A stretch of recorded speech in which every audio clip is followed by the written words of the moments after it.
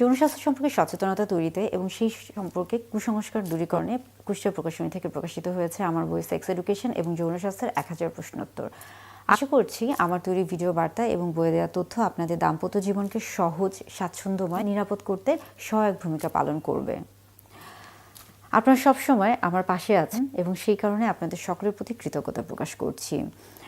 দাম্পত্য জীবনের সহবাসের ক্ষেত্রে পুরুষদের মাঝে অনেক সময় একটা বিষয় নিয়ে পুরুষরা অনেক বেশি বিচলিত থাকেন এবং সেই বিষয়টা হলো মূলত দ্বিতীয়বার সহবাসের ক্ষেত্রে কেন লিঙ্গ উত্থান হয় না বা কেন দেরি করে লিঙ্গ উত্থান হয়, কিংবা সেই সময় কেন বীর্যের পরিমাণ পাতলা হয়ে থাকে বা কম হয়ে থাকে। এই বিষয়টা নিয়ে অনেক পুরুষ বা বেশিরভাগ পুরুষই বিচলিত থাকেন এবং অনেক সময় তারা অনেক বেশি দুশ্চিন্তাগ্রস্ত হয়ে থাকেন। কিন্তু এই বিষয়টি অনেক ক্ষেত্রে খুবই স্বাভাবিক একটি বিষয়, অথচ তারপরও শুধুমাত্র না জানার কারণে বা অজানা থাকার কারণে অনেকে এটা নিয়ে অনেক বেশি বিচলিত হয়ে পড়েন এবং একটা পর্যায়ে দেখা যায় যে নিজে থেকে তিনি দুশ্চিন্তায় ভোগেন এবং আস্তে আস্তে এটা তার শরীরে একটা অন্যরকম নেতিবাচক প্রভাব ফেলে।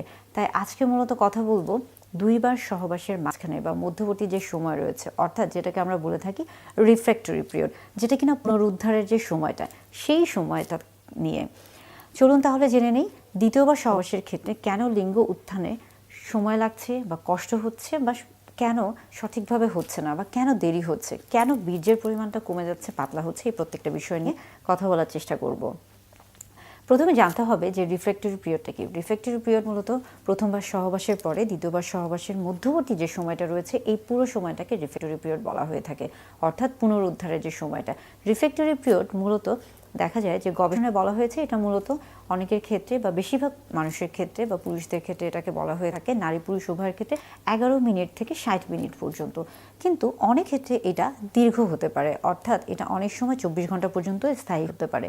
কিন্তু যে সকল পুরুষদের ক্ষেত্রে প্রিম্যাচুর ইজাকুলেশন বা দ্রুত বীর্যপাতজনিত সমস্যা রয়েছে, তাদের ক্ষেত্রে এটা 5 ঘন্টা থেকে 48 ঘন্টা পর্যন্ত হয়ে থাকে, অর্থাৎ রিফ্র্যাক্টরি পিরিয়ডটা ক্ষেত্র বিশেষে পরিবর্তন হতে পারে। রিফ্র্যাক্টরি পিরিয়ডটা মূলত আমরা বলে থাকি যে এটা যারা ইয়াং বা যাদের বয়স কম তাদের ক্ষেত্রে এই পিরিয়ডটা বা এই সময়টা কম হয়ে থাকে এবং বয়স বাড়ার সাথে সাথে এটা বাড়তে থাকে। অর্থাৎ যারা নবীন তাদের ক্ষেত্রে রিফ্র্যাক্টরি পিরিয়ডটা কম হয়ে থাকে এবং তাদের ক্ষেত্রে পরপর দুইবার সহবাসের মধ্যবর্তী যে সময়টা থাকে এটা অল্প হয়ে থাকে এবং সেই ক্ষেত্রে তাদের লিঙ্গ উত্থানের সমস্যাটা কম দেখা দেয়। কিন্তু যাদের বয়স বেশি বা প্রবীণ তাদের ক্ষেত্রে দেখা যায় রিফ্র্যাক্টরি পিরিয়ডটা লম্বা হয়ে থাকে এবং সেই ক্ষেত্রে তাদের লিঙ্গ উত্থানজনিত যে বিষয়টা রয়েছে, সেই ক্ষেত্রে একবার সহবাসের পরে দ্বিতীয়বার যখন কেউ সহবাসে যাচ্ছে বা একাধিকবার যখন কেউ সহবাসে যাচ্ছে, তখন খুব সহজে তার লিঙ্গ উত্থান হচ্ছে না বা সেই ক্ষেত্রে সময় লাগছে। আবার অনেক সময় এই ক্ষেত্রে কিন্তু যে সিমেন্টটা তৈরি হচ্ছে সেটা, অর্থাৎ যে বীর্যটা তৈরি হচ্ছে সেটার পরিমাণটা কম হতে পারে, পাতলা হতে পারে। এটা খুবই স্বাভাবিক একটি বিষয়, এটা নিয়ে ঘাবড়ানোর কিছু নেই, এটা নিয়ে ভয় পাওয়ার কিছু নেই বা এটা নিয়ে বিচলিত হওয়ার কিছু নেই। তবে একটা বিষয় খেয়াল রাখতে হবে যে কোন কোন বিষয়গুলোকে খেয়াল রাখলে এই রিফ্র্যাক্টরি পিরিয়ডটাকে কমানো সম্ভব। অর্থাৎ যদিও বয়সের সাথে সাথে এটা বাড়তে থাকে এবং যদিও এটা খুবই স্বাভাবিক একটি বিষয়, কিন্তু তারপরও বিশেষ কিছু বিষয়কে যদি আমরা গুরুত্ব দিয়ে থাকি তাহলে একজন মানুষের রিফ্র্যাক্টরি পিরিয়ডটা কমে যেতে পারে এবং সেই ক্ষেত্রে খুব সহজেই এই যে তিনি যে সমস্যায় ভুগছেন যে একবার সহবাসের পরে পরবর্তীতে যখন তিনি সহবাসে যাচ্ছেন তখন সহজে তার লিঙ্গ উত্থান হচ্ছে না বা একেবারেই হচ্ছে না, সেই সমস্যাটা খুব সহজেই প্রতিরোধ করা সম্ভব।